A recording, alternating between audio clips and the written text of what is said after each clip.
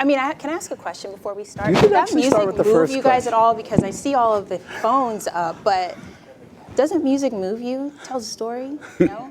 Kind of, sorry.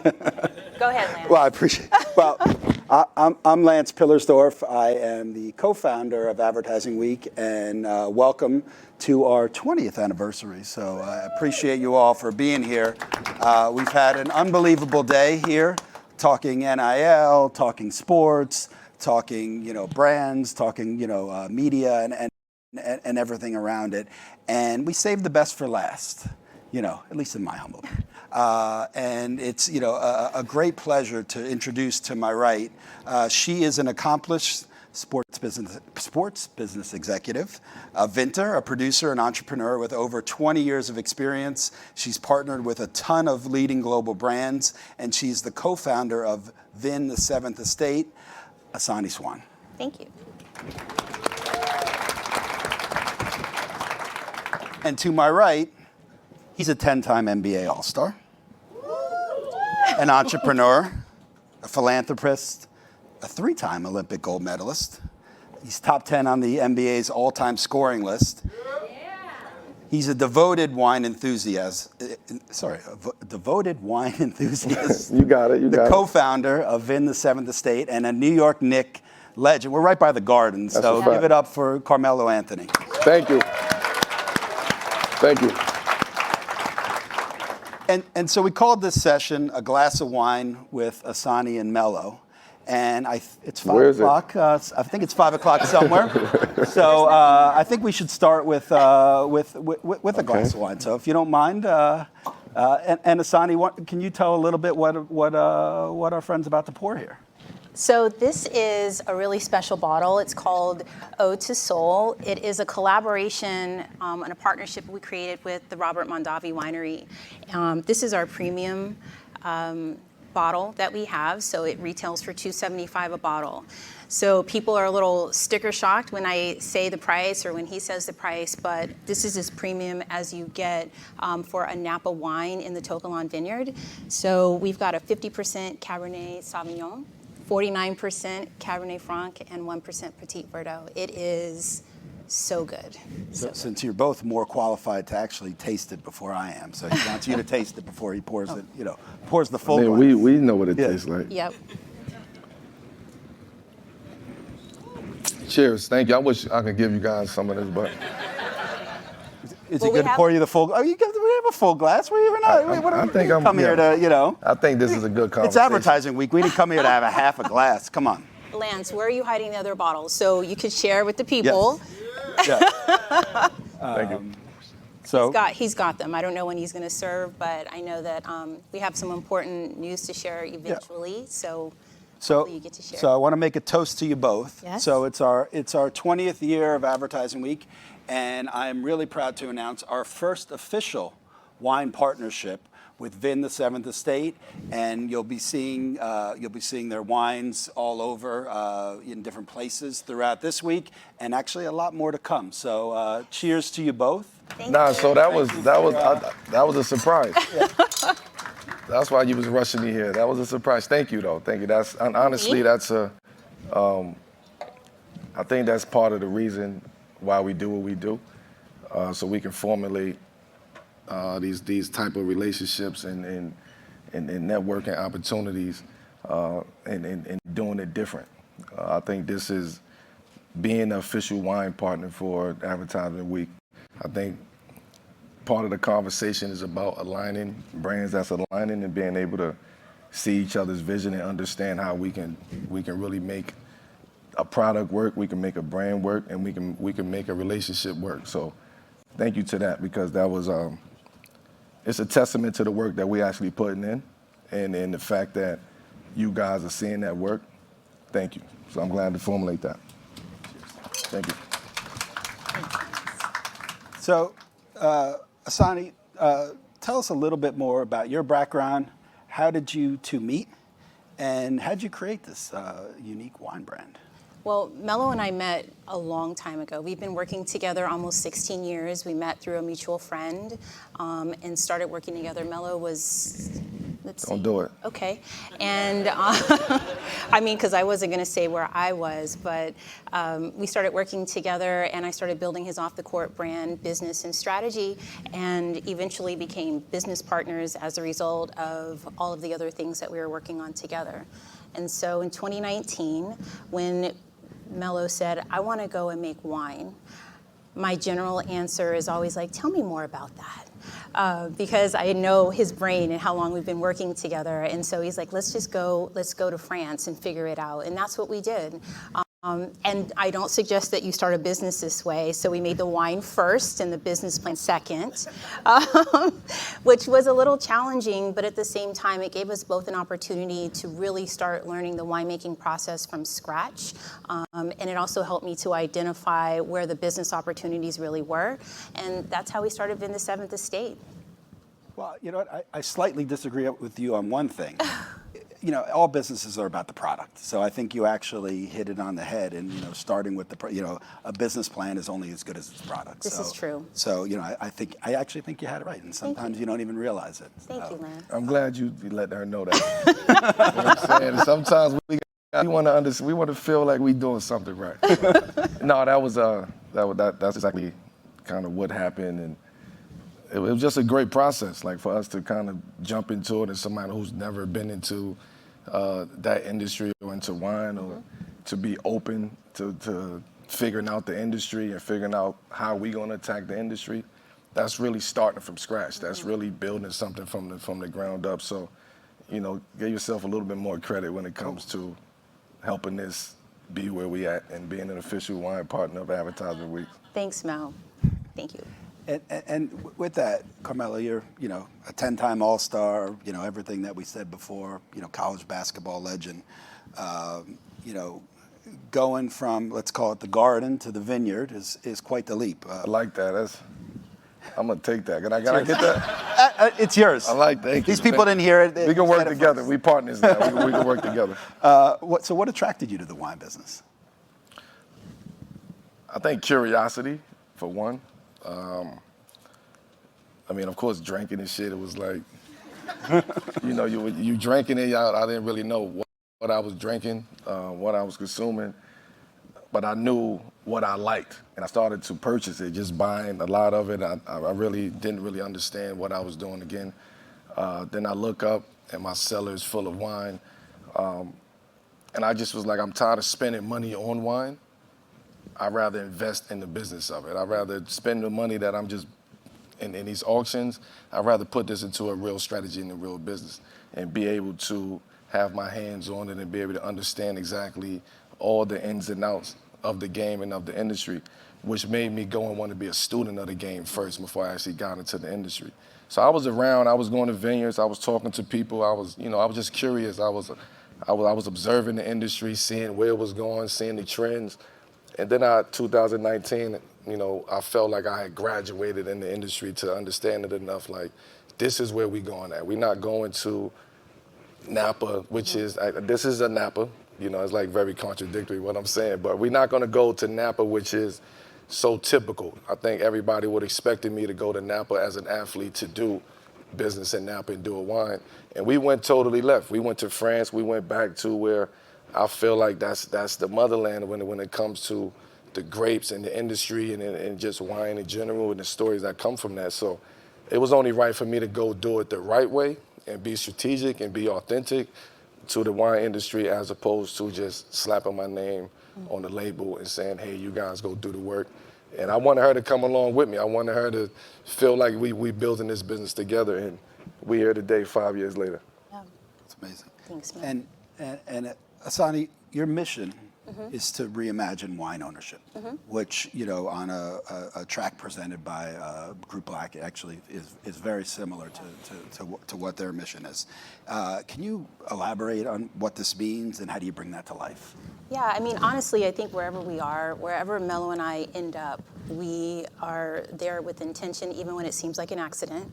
And for us, it was really just learning how to, one, democratize the wine industry.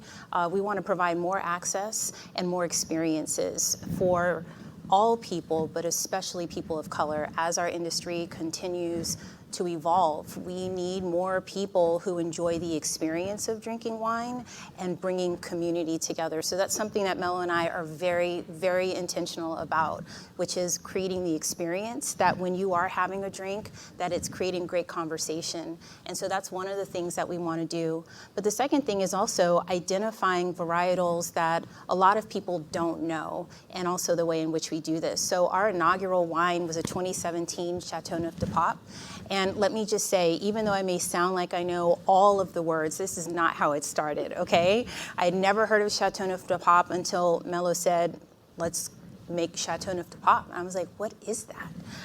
But it was a 2017. This is the 2020 that's coming out in November. We did really well with our 2017, but this is a really smooth bottle of red. But we also did a white and we did a Côte de Rhône because we were listening to you. If you supported us coming out with our inaugural wine and you said, hey, listen, we would love to find something that is a white varietal and we would love to be able to find something that is under $50. We listened to you and we have created that with the next wines that are coming out. So it's not just that who we are as winemakers of color, but it's how we approach the business. That's also very different. We are a direct-to-consumer business, and our wholesale business only focuses on certain accounts and key partnerships, like with Lance and Advertising Week. It's a very different way of looking at this model because we realize the model is built to keep a lot of us out, and we're going to knock our way in. It's what I love to do, and so that's the business that we're building together. Love that. And it, you know, Carmelo, it's a highly competitive business. I would imagine as a 10-time All-Star, you're a highly competitive man.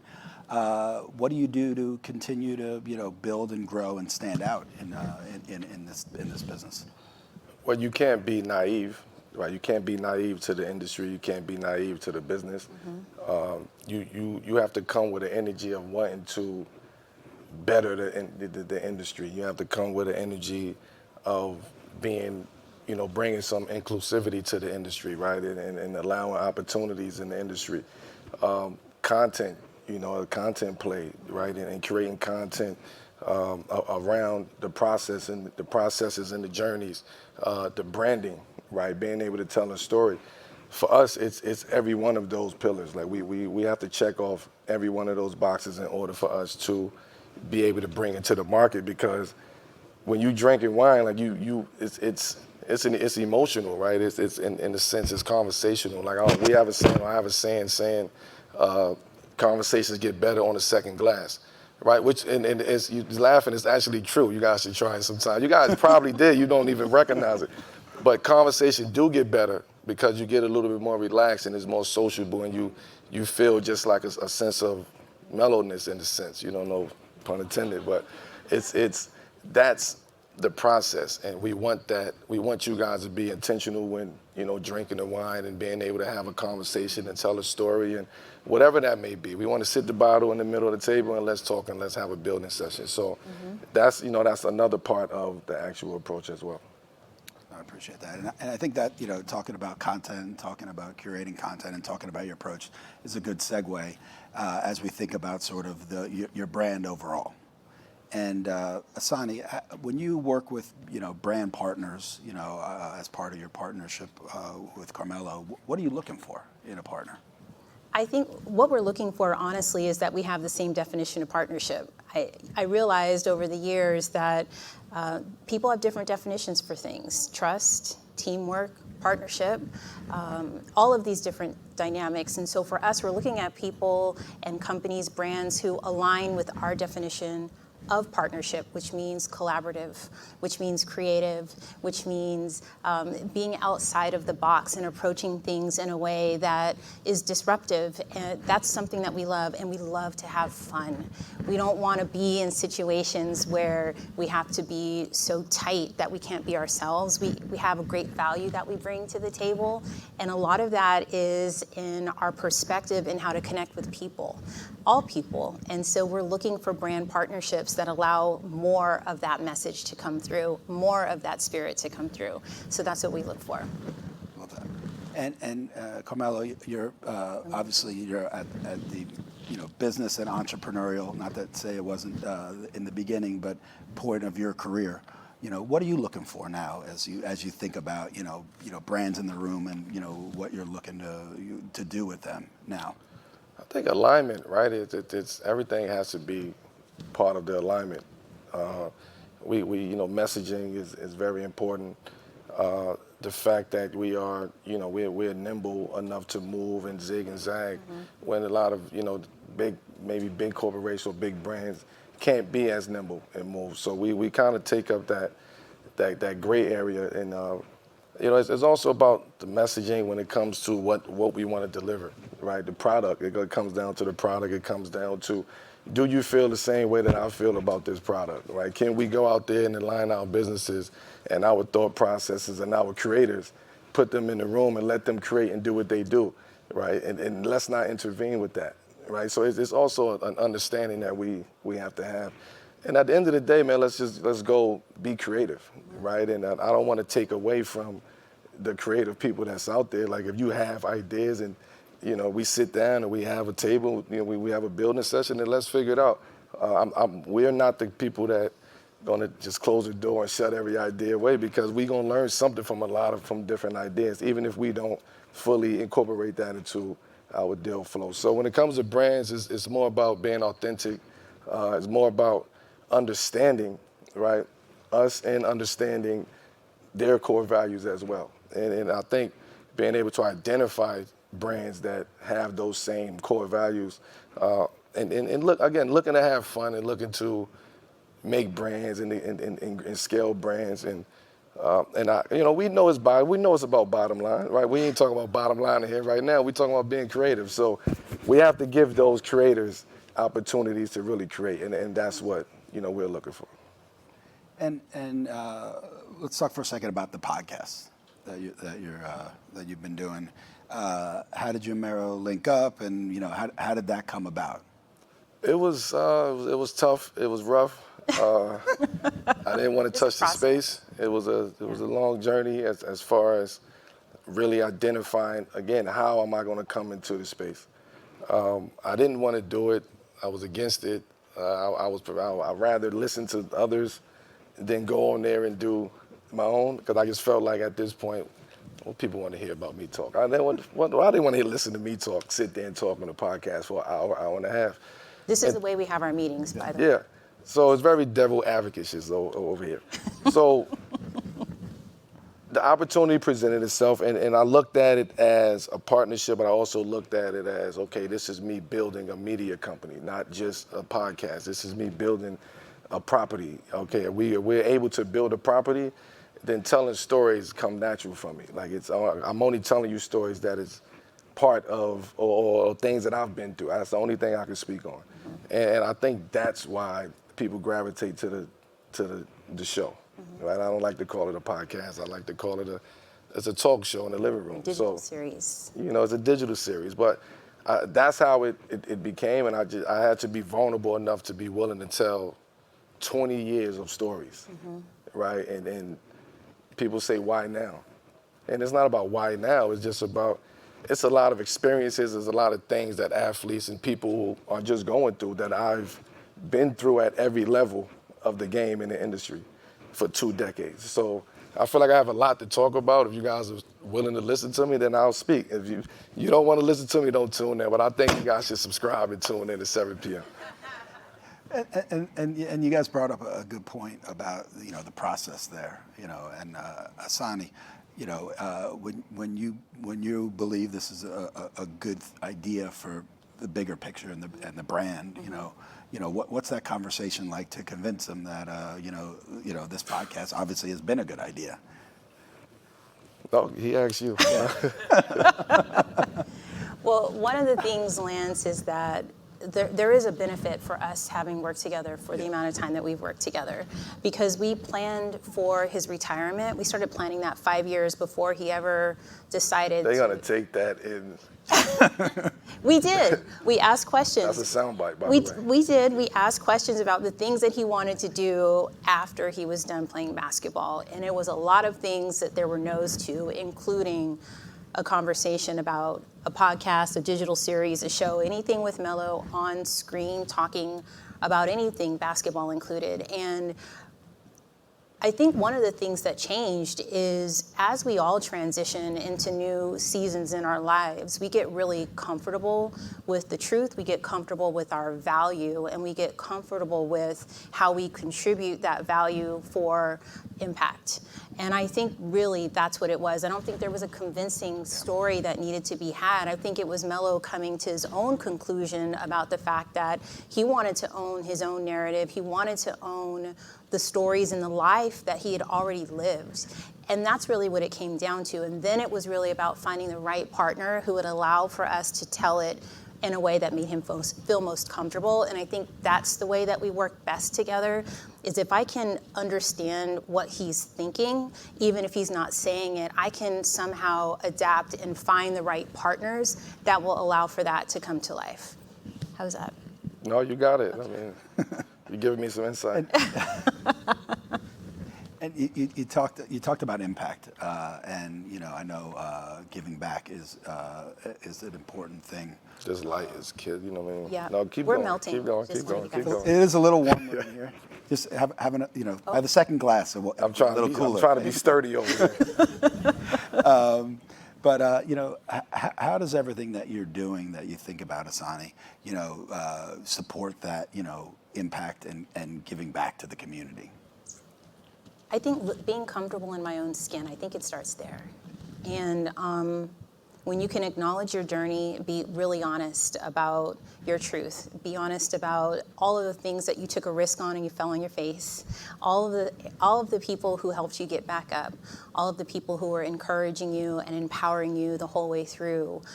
I was raised that way, to give back. And so it's part of my DNA to be able to find areas to make an impact in other people's lives. And people make it a big thing. It's not a big thing. Sometimes it's just holding the door open for someone. Sometimes it's just buying someone's coffee. Sometimes it's just actually stopping to hear the person's answer when you say, "How are you?" instead of just continuing to move on, because that's just what we do. But I'm blessed to be in a position where we have a stage to impact more than people just in our passing by. And Melo and I, again, it was something that we aligned on, which is how do we give back? And I am able to fuel some of my give back spirit through the work that we've done together in creating those opportunities. It's foundation work, but it's also in the work that we're doing right now. Standing here or sitting here on this stage and being a vessel for you to understand what's possible, and being a vessel for you to understand how to knock down another door that you're not sure what's on the other end, but you want to know what the answer is on that side. This is also a way for us to give impact. And so wherever you are in your life and wherever you are on your journey, the impact you have right now is being true to who you are and telling the story in your own voice and letting other people know, whether you know it or not, you are encouraging them to take that next step. And it is truly, truly something you cannot put a price on. I love that. And Carmelo, you're a global ambassador for the game of basketball. How do you use that to give back to not just your community, but as you think about the global community? It was, I think my experiences traveling globally, again, really getting into the business of basketball and the business of the sport and understanding, the global vision of the game and the sport. Understanding where sports and basketball in particular is at right now, signing these crazy, TV deals and brand partnerships. We sit there and talk about brand partnerships, content. Like, I understand the industry. So for me to be able to, I've put the work in here for 20 years in the NBA, in this game, and that's going to continue to happen. So now I've done my duty. Now my duty is to go, plant those seeds in other parts of the world, and plant those seeds with the younger generation. So you see me at the Olympics, and you see me in Australia, and you see you in China, and you in Portugal. Like, these are places that you're actually physically seeing me in these places, really putting the work in and really trying to understand regions and brands and companies in those areas, right? So it's a process, right? I love the fact that you said it's the global ambassador of basketball, but I feel like it's just my duty to do this. I have to do this. This is, I gave people 20 years of competing and at the highest level, stressed out, sleepless nights, fun times. Like, I did that for 20 years. So now I'm able to take those experiences and see what this sport is here and the business of it and take it around the world and see how we can connect the dots because basketball should be universal. That's right. We got two more questions for you. One of them, the first one is for you, Carmelo.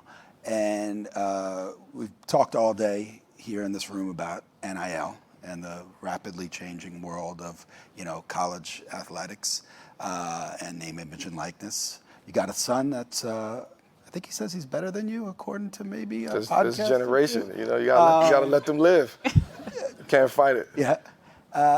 What advice and how do you guide him through the world of NIL as he sort of approaches, his next level of basketball? Yeah, I only could provide him with the information. I only could provide him with understanding and having a deep comprehension on what this is. And it's difficult to do that because nobody knows what NIL is. Like we're happy that our kids is getting paid and athletes is getting paid, but we really don't know what the hell NIL is, right? It could be anything. So it's because it's so much money pumping into NIL, the opportunity to make a lot of money as a young kid, a young man, a young woman is high. So it's like, how do we navigate that? How do I distinguish what's a good NIL deal from just somebody that just want to give you some money to be a part of it, to be able to play in this field? So it's a fine line when it comes to NIL, and I want everybody to go get all the money that they could possibly get. Like if you have a kid in sports, go get all the money you could possibly get because, in all honesty, there's only a certain percentage that's gonna make it. Right, so if you at this opportunity, if you have a chance to go make money, go get all the money that you could possibly get. But if you have a plan and you have, goals to make it to the NBA and go pro, and you have a strategy, then be careful on how you deal with the NIL. Right, don't just go take an NIL check just because you want a couple of dollars in your pocket. $50,000, $25,000 today may hinder you from making $100 million in 3 years. So we got to really understand those dynamics. So I don't want nobody to think that I'm telling kids not to take money. Take all them NIL money that you could possibly get. But if you have a strategy and you have plans and you have goals to make it to the top, then really formulate a real strategy on what you want, because you don't want to get stuck with a brand today. You forget about them when you make pro, and then they come back and say, oh, remember me 2 years ago, you owe me X, Y, Z. And it's like, no, NIL means once I go pro, I don't have to deal with you anymore. Like that's just what it is. So for me, it's a fine line and really, making him understand what this is, because I want him to make money too, right? So it's a conversation that we have, like, damn, Dad, why you can carry it like that. Why you don't want me to get no money? And I don't want you to feel that way. So I haven't really dove into the NIL situation yet because we have a plan, right? And my situation is totally different than somebody else's. So, and if that's a situation that occurs for you to go get 100,000, $500,000, $1 million, go do it. Like you're better in your family, you're better in your situation. You're able to provide at a younger age now. You don't have to be a grown man to provide no more. You're providing for your family at 16, 17 years old. And on the flip side, you're becoming the man of the house. You're becoming the breadwinner of the house. So it's a lot of responsibilities with that comes with that I don't think these kids are actually ready for. So NIL for me is kind of up in the air. But I love it, though. I love the fact that these guys and these girls are making as much money as possible. And I think, and also, one last thing, I know we got to get out of here, but one last thing. It's also up to the brands, too, right, to understand what they want out of this. Like, for me, I don't think a 16-year-old, 17-year-old can change my bottom line on my business. I just don't think that. So it's free money, right? So don't expect so much back from a 16, 17-year-old to go out there and be the face of your company. So let's just keep it NIL. Let's keep it fun. Let's keep it, let's create what this is like right now and at this moment. And then when it becomes time to be business, let's have another conversation. And I think they say the short-term vision won't get you the long yacht, as they like to say. But so with that being said, Asani, what advice and what messages to take us out of here do you have for entrepreneurs as they go about their journey? Oh, wow. Let's take a sip. You know what? The number one thing I would say is be bold. Be bold. One of the biggest things I had to do is transition from corporate America to an entrepreneur track.